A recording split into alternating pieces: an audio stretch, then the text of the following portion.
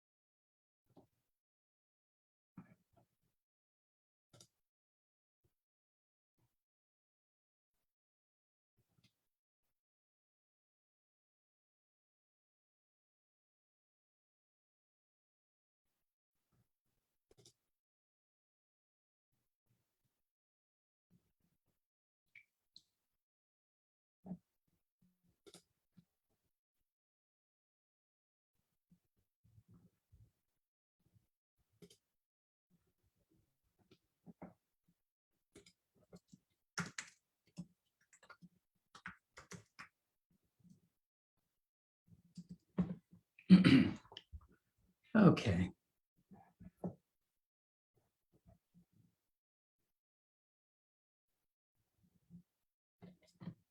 Let's see where we are.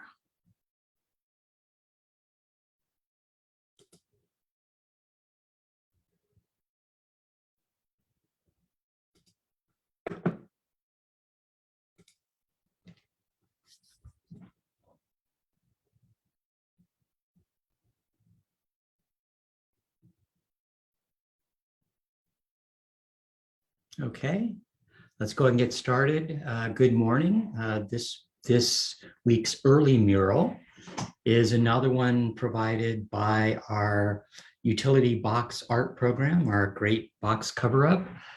Definitely, it's good to have art spread throughout our city, and this is one of the latest ones that has been designed. And this one is right under the Matilda overpass. So if you want to see it, there's, I think 8 of the different 12 are now complete. The different utility boxes that are kind of spread around downtown. So definitely go visit it and go search them out. Happy to see that program is being so successful, and heard from a lot of residents who really like them. So anyway, good morning. I'm Sunnyvale Mayor Larry Klein. Thanks for joining me again this week. Happy Friday the 13th for those of you that are superstitious, or those of you who are not. This is the 113th, coincidentally, installment of my weekly office hours. So, I've been, hope everyone's doing well. I've been doing these for now, it's 787 days since the March 16th, 2020 county health order started the shelter in place in an attempt to slow the spread of COVID-19. And, for over 2 years, I've been doing these weekly virtual office hours. For more than 5.5 years, I've been doing them at the local coffee shop, office hours every Friday morning. And so now I have these virtual office hours followed by in-person office hours at the coffee shop. So if you want to reserve part of my time, 15-minute or 30-minute slots, all you need to do is email me and we can talk more. But people still really say they enjoy hearing from their mayor every week, whether or not it's this live address, or whether or not they're watching this live address live or sometime time delayed. They really appreciate these weekly discussions, updates and news on what's happening in the city, and just having me provide some general words of encouragement, and most importantly, also answering some of your questions, because if one person has that question, probably at least 20 people have the same question and don't know who to talk to. So thanks for allowing me to continue to represent you and work for Sunnyvale. During difficult times the last 2 years, more than 6 months ago, I started changing my background art, and this is art provided by artists from Sunnyvale Art Club. This week's piece is called Bike Path, and it's by Mary Williamson. Thought it was perfect for to wherever month is which we're currently in during May. And if you want to purchase this piece or just contact this artist to look at other pieces they might have, just contact me and I'll put you in contact with them. Let's go ahead and get started and talk about what's happened at the federal, state, county, and city level over the last 2 weeks. 2 Saturdays ago, we had the Fair Oaks grand opening. So the Fair Oaks Park grand reopening after it went through renovations. There was lots of ceremony, musical performances, games, activities. But I think the best thing, of course, was the Magical Bridge Playground. I've heard from tons of parents that have really been happy that they've been able to take their kids there. It's that the Magical Bridge Playground is an all-inclusive, all ages playground. And so it's funded from city funds, from partially from a county grant, and then of course from donations from some of our tech companies and lots of donations from residents who just wanted a place that is all inclusive within our city. And I think it's really good. I talked to several council members over the last few weeks. They're trying to do the same thing in their cities. I think the next one to open up will be the Magical Bridge Playground down in Morgan Hill. So a lot to, I'm happy to see lots of cities adding these and, can't wait for, that whole effort was started by a Girl Scout that came to City Council 5.5 years ago, my very first council meeting, to say that they wanted that in an all-inclusive playground here in Sunnyvale. And council listened, and ultimately, 5 years later, we've renovated the park and added that all-inclusive playground. So happy to see that was done, and happy to see that open up. And lots of good things as far as that new park is concerned. Last Tuesday, City Council met, and it started with a study session on the housing element public draft. So we need to upgrade our housing element every few years, but this year it was important to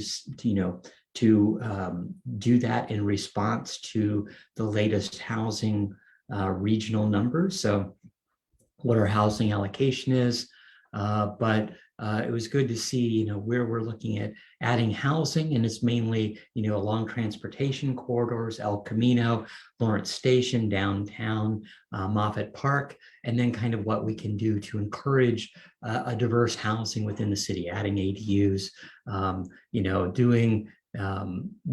having programs to make sure that we do rent relief and the below market rental programs, and all those are important from that standpoint. And then we had several special orders of the day. It was last week is National Nurses Week. Last week was also Small Business Week. So whatever you can do, shop local. I think it's really important from a city standpoint. This month is also Affordable Housing Month. So I've been to several Zoom seminars on affordable housing.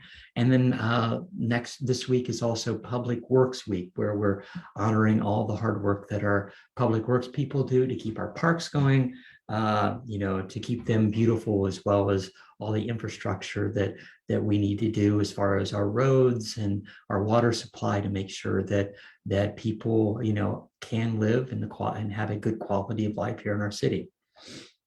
And then as far as the May meeting was concerned, we approved the draft 2022 Housing and Urban Development Plan.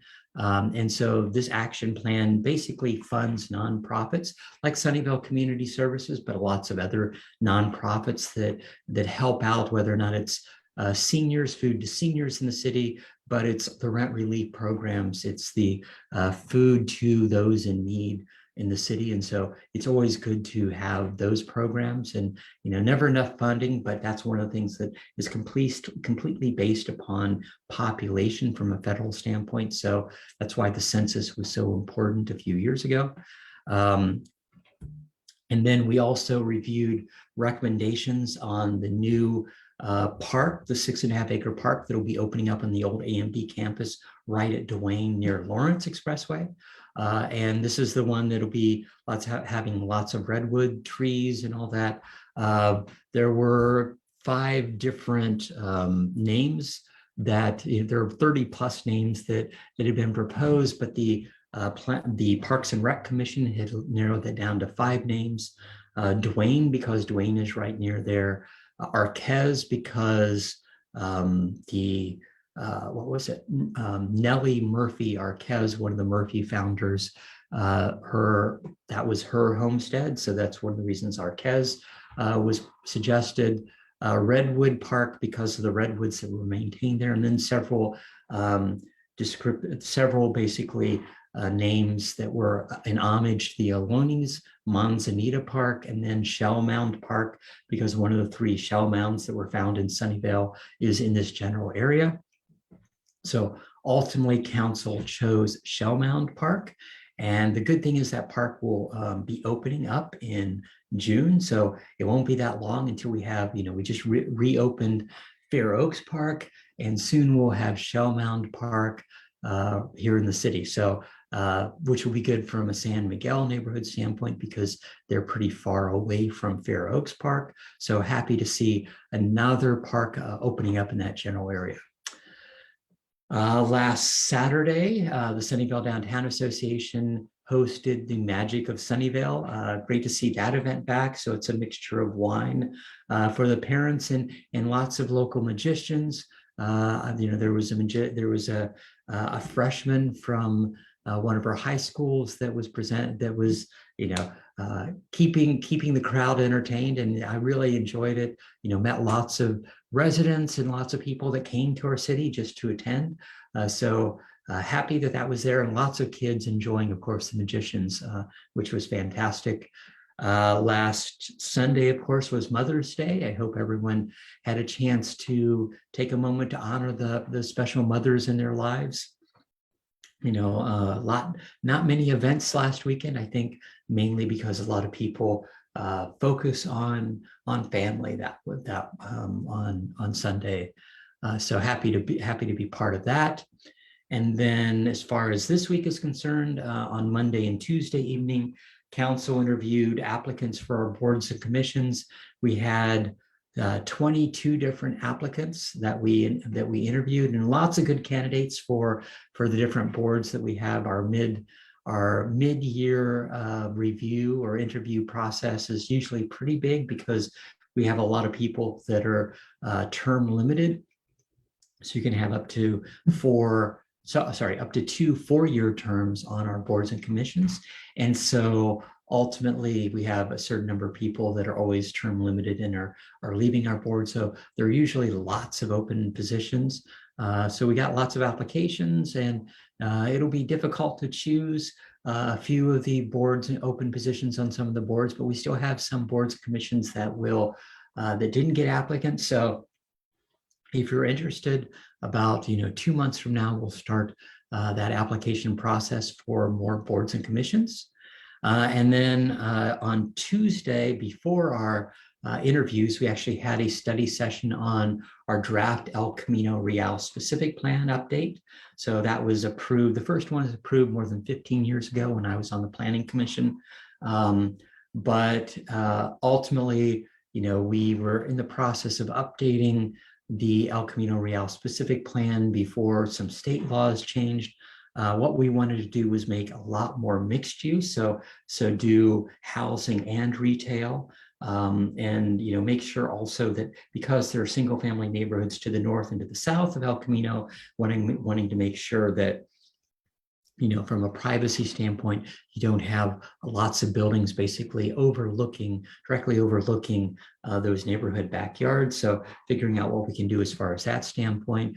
But we figured out, staff figured out, and met with a lot of the developers and a lot of the landowners along that area, as well as lots of community groups, to talk about what they would like to see. And so ultimately, it's mixed use in certain areas.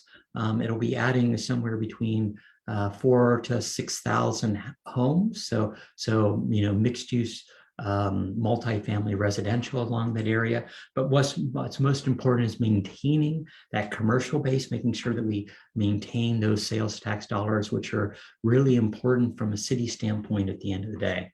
So, the draft EIR was released back in March. We heard lots of comments from residents and council, and the final EIR should be released at the beginning of June, with council looking to approve the final EIR on June 28th. So not that far away. So good to see that moving forward. And then on Wednesday, state officials announced that the state isn't, meeting its water conservation goals. Last July, Governor Newsom declared a drought state of emergency and asked Californians to cut their water use by 15% compared to 2020 levels.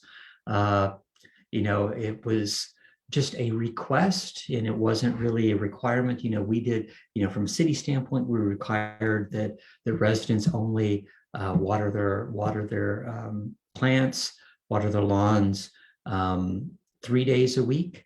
And so the big thing was from Tuesday's or Wednesday's announcement, the state basically said in March, residents have actually increased their water usage statewide by almost 19% compared to March of 2020, with especially high levels in Southern California. So from a water standpoint, Sunnyvale has been fairly good. From the Bay Area, I think we went up about 2% over last March, and I think they kind of handpicked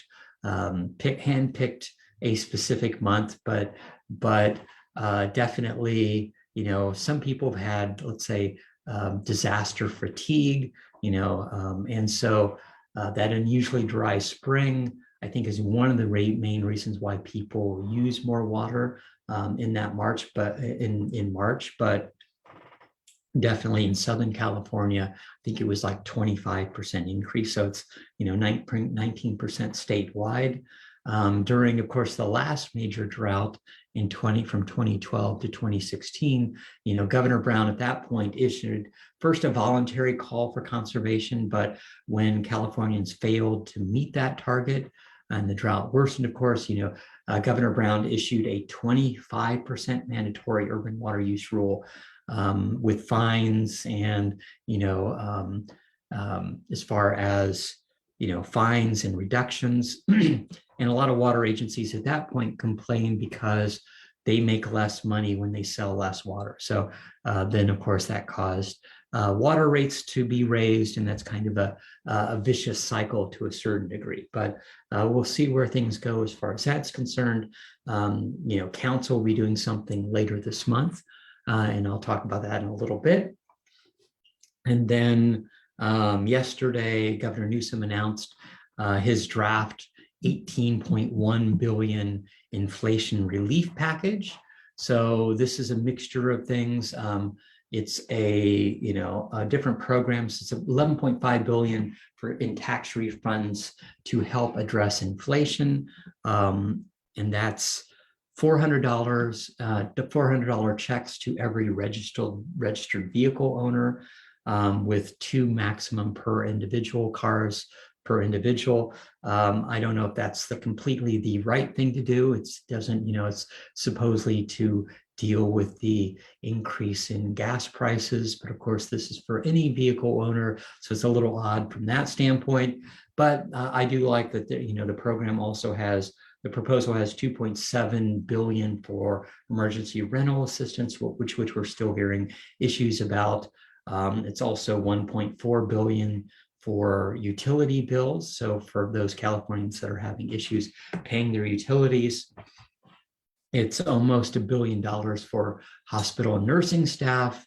One of the best things I like about the proposal is $750 million for free public transit, which I think is really important for people to understand and get a better feel for utilizing public transit. And I think that's often the barrier that people, don't want to try it because it's cheaper for some people to take a car, as opposed to wasting their time waiting for public transit and all that. And sometimes there are viable options, but people just don't realize it. So free public transit would make that, at least give people more of an incentive to try that, and maybe actually figure out that they can actually be more useful when they're using public transit of, answering emails or listening to, music or, having discussions and not having to worry about just sitting in traffic. So I do think that that's a positive thing.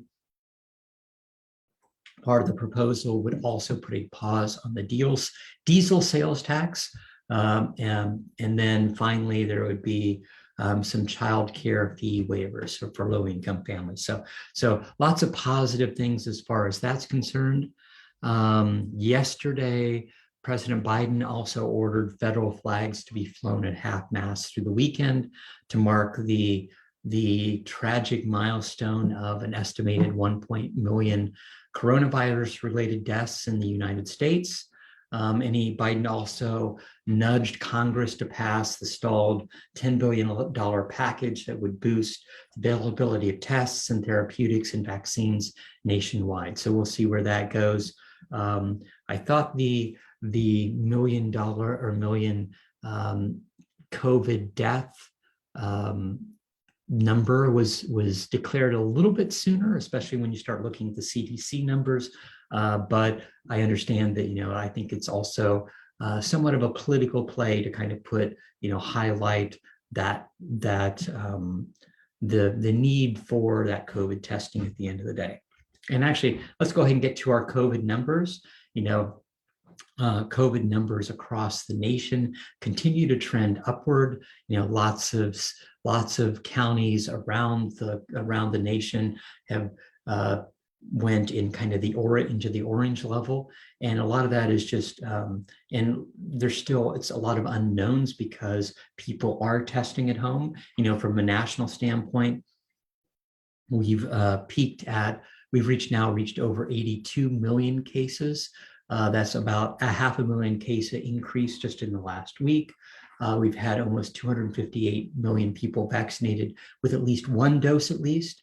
And that's almost 83% of those 5 and older have reached at least one dose. And nationally, 76% of adults are fully vaccinated. So all that's positive news. We still have people passing away with COVID. We've had another about 2,000 in the last week. The CDC says that we've reached 996,000 deaths. So that's the CDC number. I'm not sure what source President Biden is using for his numbers when he declared the million count mark yesterday, but definitely we are still seeing people pass away with COVID as far as that's concerned. And from a California standpoint, we've had 8.6 million positive cases. We continue to see increases in our daily average. We now have over 6,200 new cases a day. And that's the official count. That's not all the home tests that are actually happening. That's up from 4,800 a week ago, 4,800 a day a week ago, 3,200 a week 2 weeks ago, 2,700 a day 3 weeks ago. And so ultimately, we've seen basically a doubling of the number of cases just from 2 weeks ago every day that we're seeing. And so definitely we are seeing a lot more people coming up with COVID. Our positivity rate case rate within the state is now 4.1% average over the last 8 weeks, when it was 1% about a month ago. So we've rapidly seen that case rate and positivity cases in the state has dramatically increased. We still have people dying with COVID. We have over 90,000 fatalities of people passing away with COVID, about 300 deaths in the last week. From a county standpoint, we've seen that same uptick. We're now almost a case count of just over 32,000 cases. That's up 4,000 in the last week after being 3,000 a week for the last few weeks. We've had an 8 additional deaths, so we're at 2,272 deaths. And then from a vaccination standpoint, things are looking well in the county.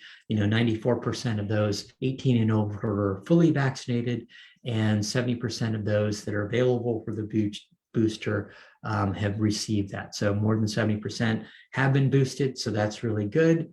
I continue to do advocating on our city's behalf at the county level, at the state level, at the national level. So for testing, the county pop-up is at the community center on the first and third Thursdays of the month. So they'll be back on the 19th.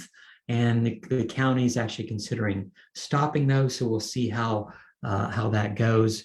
But appointments are available if you go to secfreevax.org and sccfreetest.org, and you can get all the different testing locations around the county, as well as where you can do free pickup of at-home testing. And then if you need to get vaccinated, you can go or get your booster. You can go to secfreevax.org and see locations around the county where you can get your booster.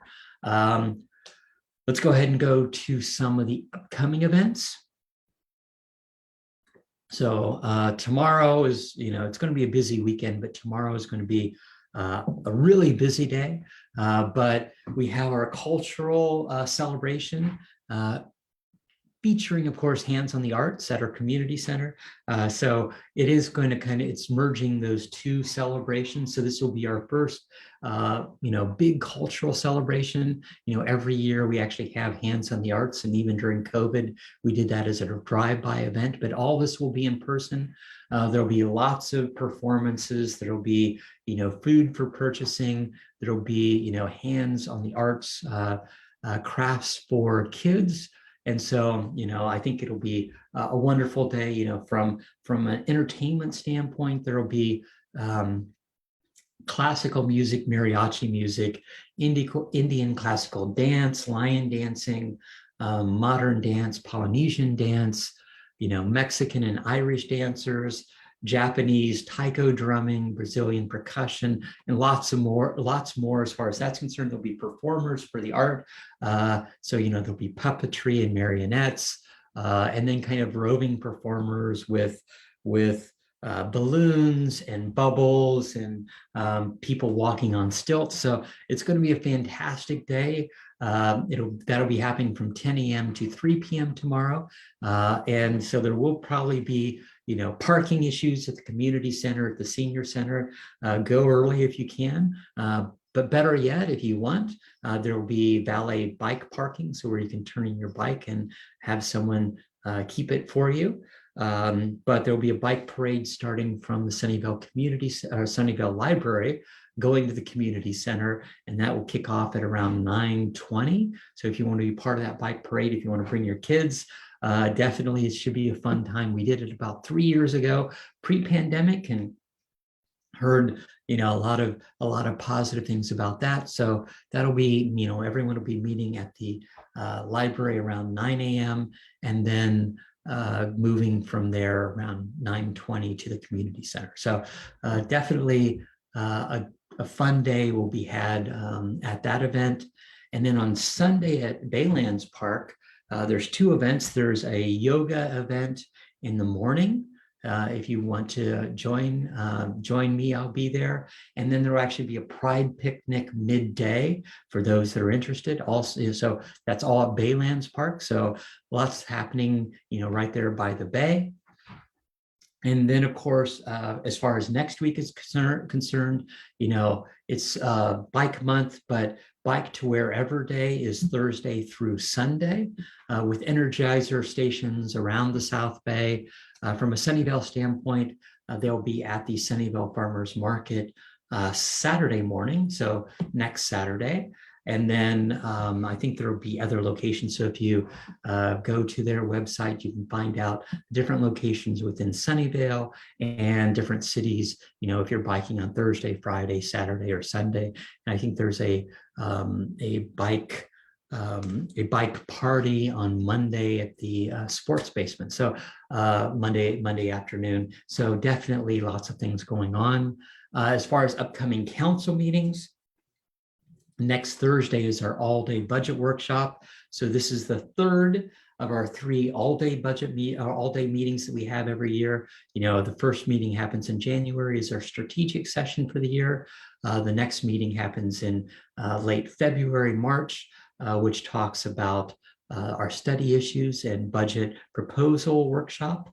And then finally, we have our budget workshop, which is kind of reviewing next year's budget and giving kind of final direction as far as that's concerned for the budget, which will be normally approved in early June. So this is the big, the big review of where we stand from a budget standpoint for next fiscal year, and trying to figure out, what staffing levels we need, what programs we might need, and then of course conceivably finalizing all of our budget issues, or all of our study issues that made it above and below the line, and conceivably earmarking certain additional funds to move those study issues forward. So it's a good day.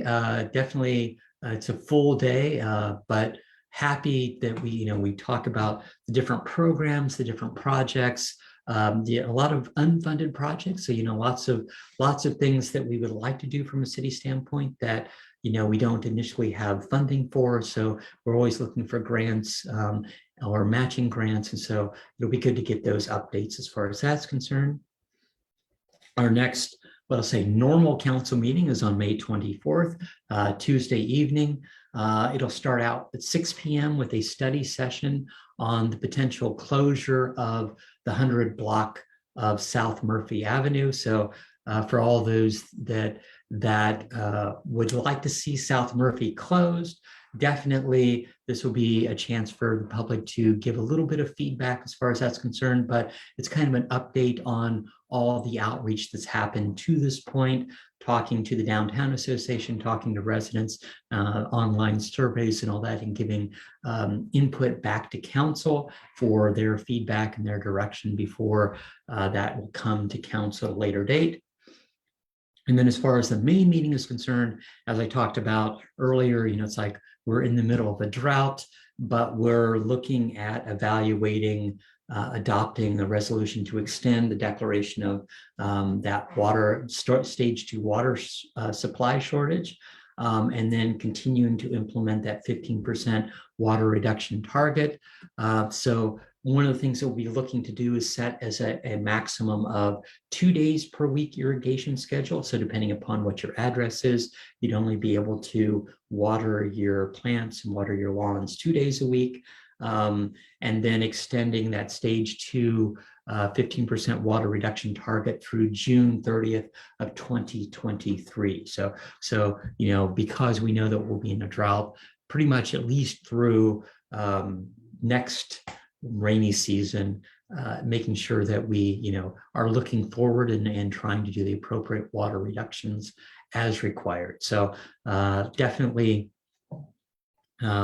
should be a good discussion, but I do think that prior to some of our water suppliers, and Sunnyvale's pretty lucky from a certain standpoint because we actually have 2 sources of water. We have the SFPUC, so the San Francisco, basically public utility. It gives us half of our water and the other half is from Valley Water. So we're able to kind of play off those 2 sources and how much each one increases the water cost on a yearly basis. So, we have to take a minimum from each, but we do have some flexibility to kind of make sure that our residents are paying as little as possible for their water, and they continue to add restrictions as far as that's concerned, but they're slightly different on prices, and I think that makes it better for our residents because we don't have a single source for the water that we provide them. So all that is positive for what we're trying to do. And then let's go ahead and get to questions. If you have questions, go ahead to add them to the chat and I'll try to get through them. Joseph asked, I saw your post about the new gateway signage. What is being planned? So one of the things that, on each end of the historic South Murphy Avenue, we have the arches. And one of the things that was proposed as far as the City Line project is to do similar downtown, icons or symbols, or basically downtown kind of archways of some sort along Matilda to say, okay, downtown is this way. And so at Matilda and Washington Avenue, there was looking to be a similar arch. And then at Matilda and McKinley Avenue, there'd be an arch, but it would be a center pole arch. So kind of an arch with a center along the median, with a support along the median. And so there's 3 different optional designs that staff and City Line is looking for feedback on.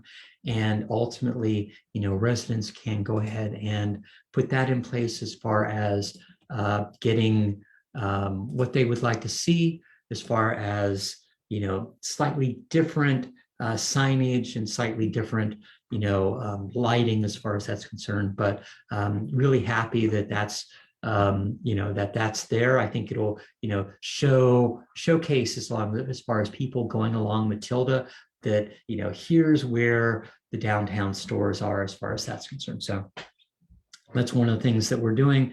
There's an online survey, and that survey will be closing, I think on Monday is the date. Ping asked, may I ask when the Fair Oaks soccer field is open to the public? Do we need reservations to play soccer? Any night lights available? So the Fair Oaks Park soccer fields are open for drop-in play unless they're otherwise reserved or rented. And that kind of applies to most of our fields. So if there's kind of scheduled, if you want to reserve a field, there's a process to do that, and then you can go to the city website as far as that's concerned. So if you know that you want to play weekly soccer at a certain location, that's the best way. And lights are also available for an additional fee for any field reservation or rental. So definitely, that field is open, and that's our first basically synthetic turf. But it actually, has some interesting things. So underneath that, as opposed to rubber, underneath that AstroTurf, it actually has cork, which actually heats up a lot less than rubber. So ultimately, it's a lot cooler than some of those synthetic fields. Tara asked, has action been taken by City Council on our REACH code update? So staff is currently evaluating what we will increase from our green building codes. We approved our last green building codes last year. And so we're doing an update to that and looking at what we can do, especially for multifamily, trying to make sure that we're trying to be as green as possible, and all the new construction that gets done. And then conceivably, when there's large renovations on homes, trying to make them greener wherever we can. Rose asked, what are the city construction hours? So in general, those hours are 7 a.m. to 6 p.m. Monday through Friday, 8 a.m. through 5 p.m. on Saturdays, and then no construction on Sundays or holidays. If you're in a single family home, and the resident is actually doing that construction, we do extend those, so if a homeowner is doing work on their home, it's allowed to be 7 a.m. through 7 p.m. Monday through Friday, 8 a.m. to 7 p.m. on Saturdays, and they're also allowed to work on Sundays from 9 a.m. to 6 p.m. So you give a little more flexibility for people doing work on their homes.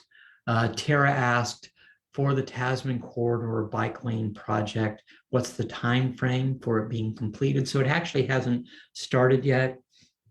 That's a study issue that we approved at the beginning at the beginning of this fiscal year. The RFP will go out at the beginning of summer, but staff continues to monitor the traffic along that corridor. We temporarily closed one of the lanes so that people could walk between Lawrence Expressway and Fair Oaks along that corridor, get to the grocery outlet there if they wanted to, and not have to walk in the street or take their car, to be a lot safer for pedestrians as well as bicyclists. So we did that during COVID, and now we're evaluating what we can do to make sure that there's conceivably a good sidewalk and possibly bike lanes along that area.